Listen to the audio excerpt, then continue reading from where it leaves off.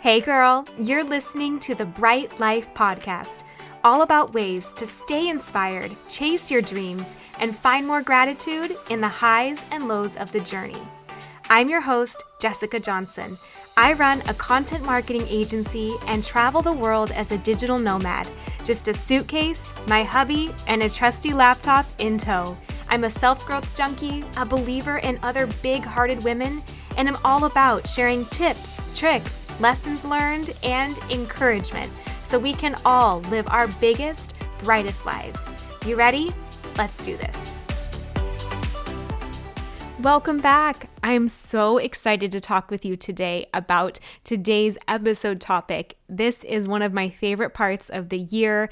I love the goal setting, planning kind of process. And, last week we talked about how do you let go of and clear something in your past, whether it's 2020 as a whole or whether it's any other experience or relationship or chapter, to really make room for the new chapter that's coming in. And so today I want to continue that conversation and share things that I have used for years when embarking on a new year. And I realize there's kind of two camps oftentimes, right? Where there's like some people who love a action plan and they want a goal set and, head into the new year guns a-blazing. And then there's other people who maybe just want like a feel for the year, but don't necessarily want to like revamp their whole lifestyle for a specific goal or anything. So I'm going to try and offer an idea for you no matter which side that you are in. So should we just get into it? Let's start with if you are the person who wants kind of a vision for the year, but not necessarily like the whole action step strategy kind of thing. In that case, what I love to do in seasons like that is to choose a word for the year. And you may have heard this before, or this may sound like kind of a nice fluffy rainbows, butterflies kind of thing. But what I have found is that when you choose a word for the year and you hold that intention, that year can really take you on a ride that you don't expect. What I mean by that is one year I chose the word all in. Like, I guess a few words, but I stuck another one in there. But I really thought, okay, I'll be really present this year. Like, I will just feel really all in into my work and my relationships. It'll be so nice.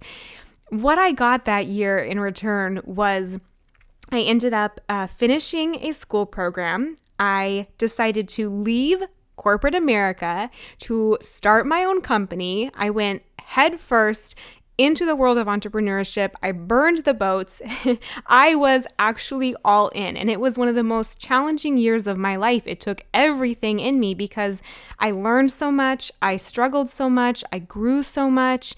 And so for me now, when I choose a word, I'm not just like, oh, this will be like a nice like little word that feels good the whole year and I'll put it on a sticky note and smile when I see it.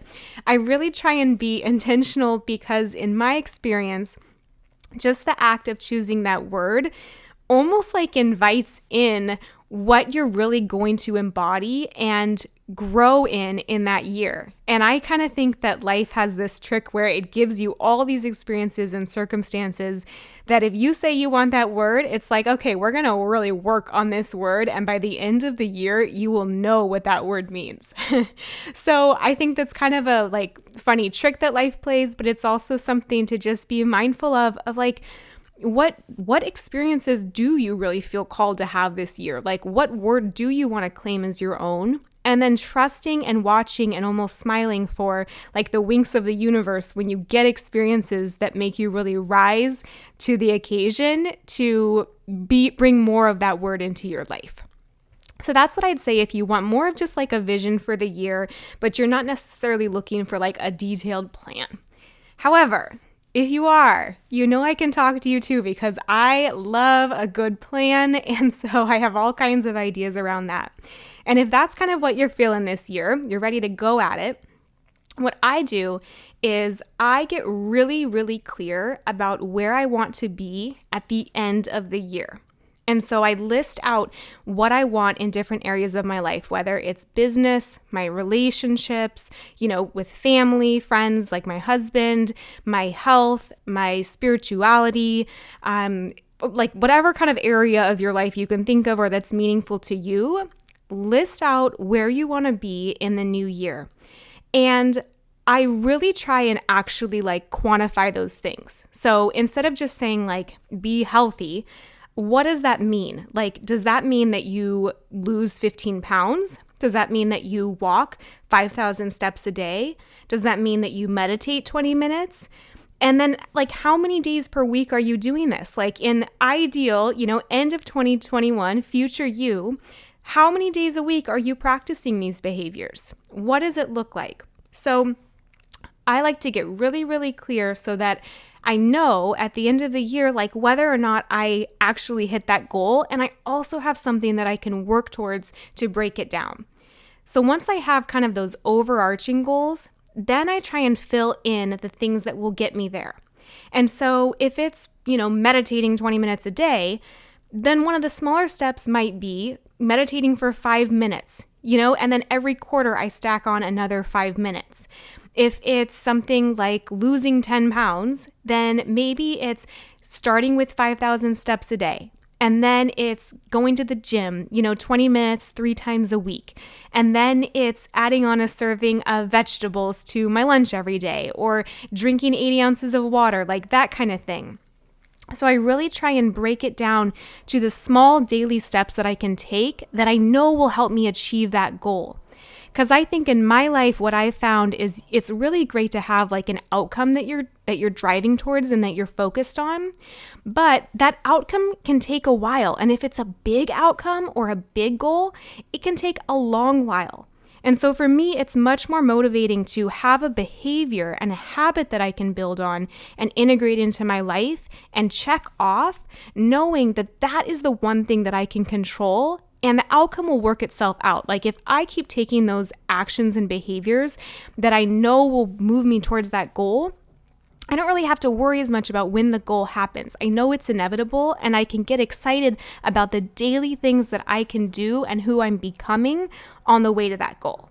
All right? And so break it down into like your overarching end of 2021 big goals, and then break it down into the daily actions that you can take to get there.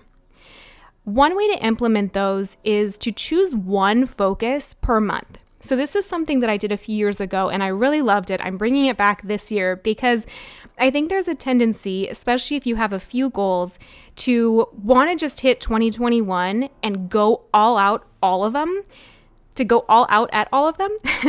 And then you kind of just get overwhelmed and stop doing all of them together.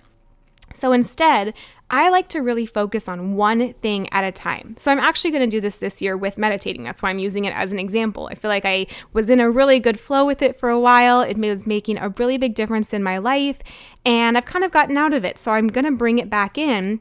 And so for January, my one thing that I'm going to work on incorporating into my life as a starting place is meditating every day for a certain amount of time. What I love about choosing one thing is that that's all you have to do that day to be successful. Like you don't have to worry about like getting in your veggies and getting your, 8 hours of sleep and meditating and walking the dog and just killing it in all the areas. All I need to do to know whether I hit my goal that day or not is to meditate for the time that I, set out to do every day. It makes it so easy to succeed, and it really lets you start to make that a habit in your life. And that's what it's all about. It's really about building that habit because you can always stack from there. You can always add more time. And by the time you've given it a month, you'll be so ready when February hits to add that next behavior. Like January's will feel so core to who you are and what you do that it won't feel like a huge lift to then add on your next behavior that's going to get you to your next goal. It's just become such a part of your life that's almost easy at that point. And then it's with you forever. And so that's what I really like to do is like avoid that tendency to do all the things and to start really big and start with where you want to be in 2021. And instead start small, know that you can always add more. And the beginning function is partly just to build that muscle and that habit in your life. All right? The next piece of advice there, and something that I always focus on, even as I'm journaling this out and deciding on those goals and daily behaviors, is to set myself up for success. And there's a few ways to do that. So number one, I like to make my new goal like really intrusive. Because at first, your brain isn't going to be wired, like your neural pathways will not be wired to remember to do that new behavior. It's just not how you've lived your life. It's not the habit you've built yet. And so your brain is going to kind of forget about it. Like you might have a few days where it's top of mind and you have that New Year energy, but like a week and a half in, you're kind of like either forgetting about it altogether or you just don't have like the same chutzpah to like go after it.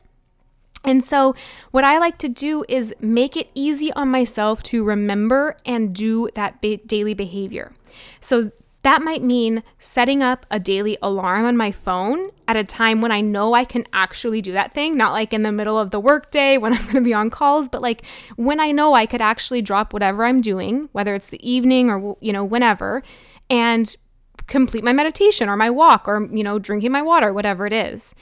Another thing you could do is set up like a sticky note on your fridge because every time you go for food that day, you're going to be reminded like, oh yeah, I wanted to go do this thing.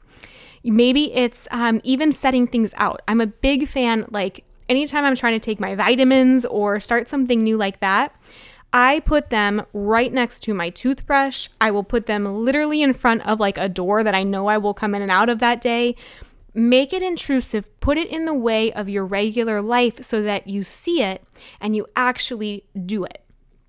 Now, if you're doing something like you want to move your body more, maybe you even work out in your pajamas. Like I've done that before where I'm like, sometimes that morning in the winter, you're just like, oh, like it's such a drag to get out of bed and to get into your cold little workout clothes and like, go move then. So sometimes like I'll do yoga or even a HIIT workout in my living room and I'll just wear my yoga pants or pajamas or whatever I've worn like the night before. And that to me is such less of a lift than actually like going and getting like out of bed and getting cold and all that kind of thing. Or even with meditation in the past, what I've done is if it's really hard for you to kind of get out of bed and get that going in the morning, even just like putting on your headphones and doing a guided one in bed. Like you get to stay in bed a little longer. It's so warm and cozy, but you really get that first 5 or 10 minutes or 20 minutes, whatever you're doing, of meditating to start your day.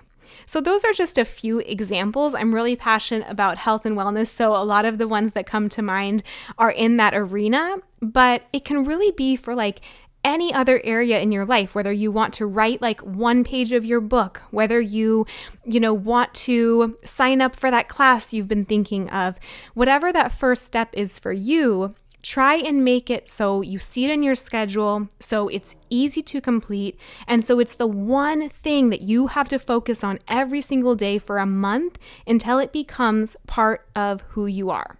So those are the things that I have used to get ready for a new year. I absolutely love this time of year. And I think whether you're someone who wants that vision where you want to choose a word to define that year, or whether you're someone who really wants a granular approach to going after your goals and knowing that you are making daily progress towards them, these are the things that I am literally going to be doing every single day, and they work.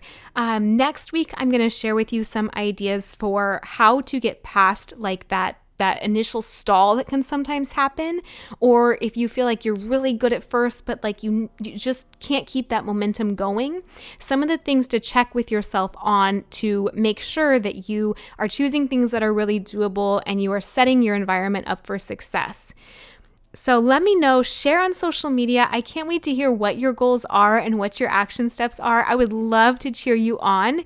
And I just wish you the happiest new year. I hope that 2021 brings you everything that you can dream of and more. Thank you so much for listening in. If you loved this episode, it would mean so much to me if you share it on Instagram stories and tag me so I can personally thank you for helping get the message out. I am so grateful to be on this journey with you. Until next time, talk to you soon.